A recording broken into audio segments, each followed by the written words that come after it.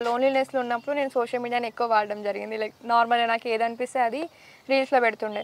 So, రీల్స్‌లో పెట్టినప్పుడు నాకు ఏదైతే చదువుకున్నానో బుక్స్‌లలో చదువుకున్నది కొంచెం డైలీ లైఫ్‌కి అప్లై చేసుకుంటూ నేను చెప్పడం జరిగింది. ఎందుకంటే ఆ బుక్‌లో నేర్చుకొని నేను యూపీఎస్సీ క్విట్ చేసినాను. కానీ ఆ సబ్జెక్ట్ ఏదైతే ఉందో 10 మందికి ఉపయోగపడాలనేది నా థింగ్. సో, ఎట్లనో ఒక ద్వారా రీల్స్ ద్వారా చెప్దాము అన్నట్టు నేను స్టార్ట్ చేసిన. చెప్తున్నా. కానీ ఒక స్టార్టింగ్‌లో ఏమంటుండే చాలామంది దాన్ని ఒక క్రింజ్ లాగా చూస్తుండే. నేను చెప్పిన దాన్ని. లేదు ఇంకా కొందరు ఎట్లా చూస్తుండే అంటే ఓకే. మంచిగా చెప్తుంది పిల్ల అని చెప్పి చూస్తుండే. ఈ కిన్లీ బాటిల్ వీడియో చేసిన తర్వాత నాకు కొంచెం బాగా చెయ్యాలి. ఇంకా కొంచెం ఇట్లాంటి సొసైటీలో ఉన్న వాటిని క్వెషన్ చేయాలి అని నాకు అనిపించింది.